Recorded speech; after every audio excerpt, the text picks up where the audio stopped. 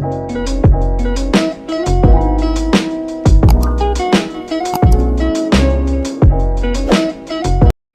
guys, good afternoon.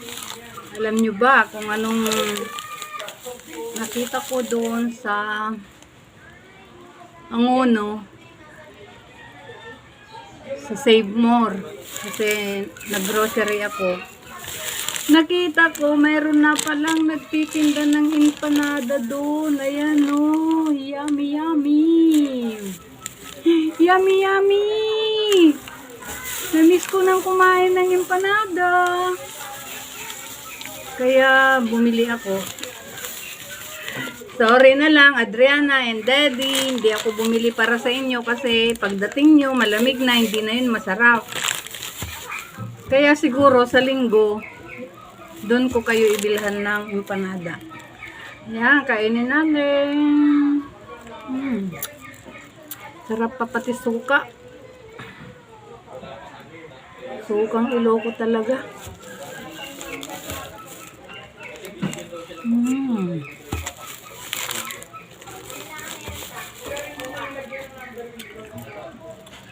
Special yung binili ko, isang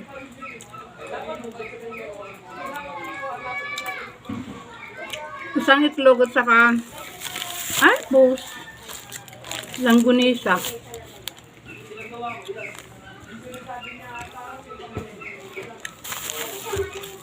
₱75 ang isang special.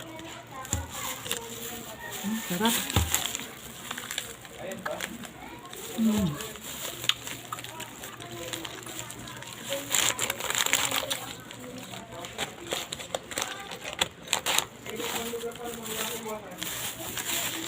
Matagal naway pa ako. Matagal na daw kasi sila doon, 3 months na daw. Matagal na rin pala akong din nagpunta ng Angono. Harap.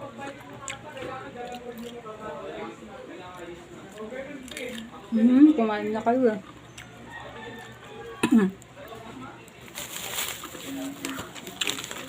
Ang huling kain ko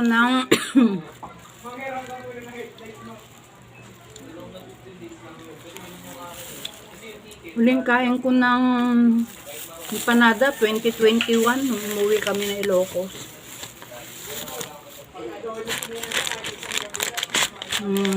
Namatay yung manugang ko.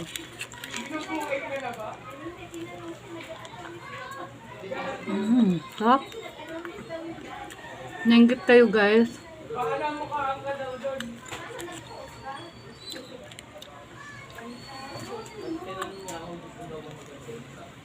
Ayan o.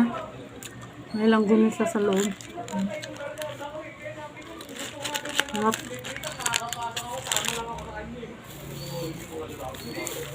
Nagpapasarap yung suka.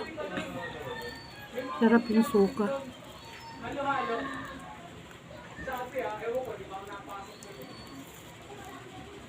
Sa linggo, bibili ako. Nandito si Adriana at saka si Mr. Ariola.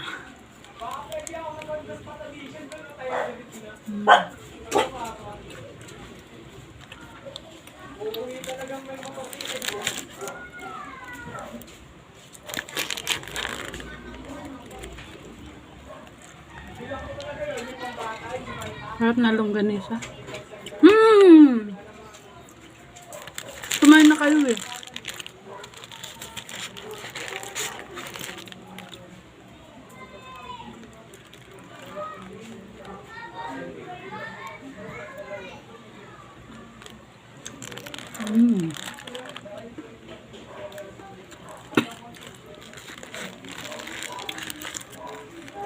Empanadang Iloko.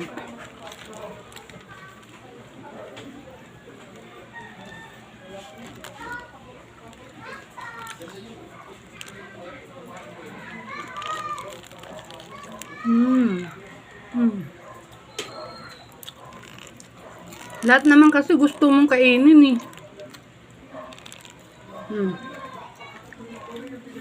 Tama na.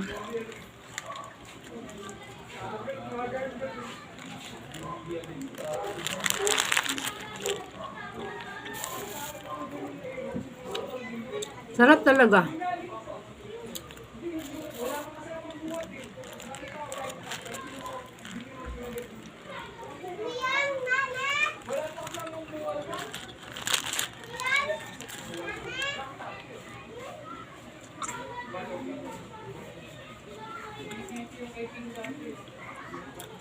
Sarap na.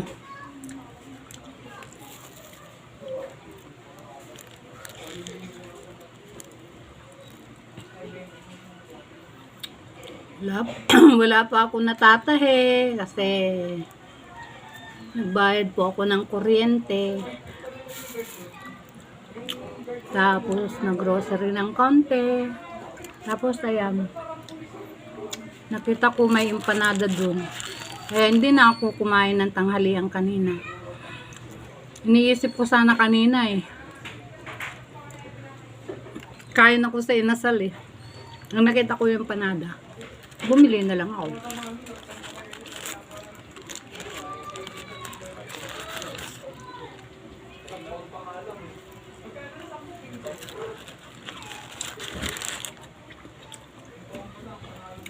Sarap talaga.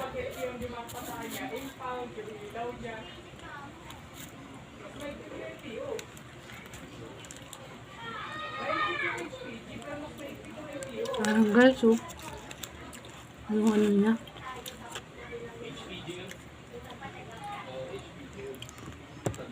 Yung longganisa. Sarap.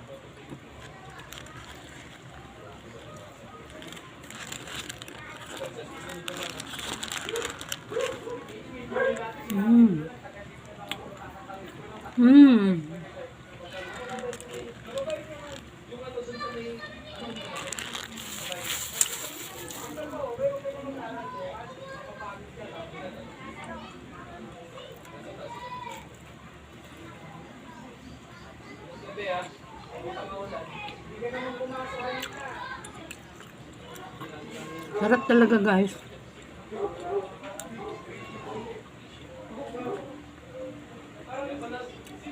Kaya sa linggo, babalik ako dun.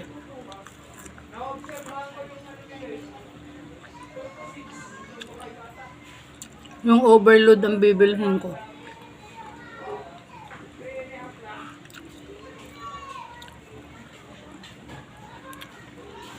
Dalawang itlog yun, saka dalawang longganisa. Hindi ko lang maalala kung 150 yun kanina, 175.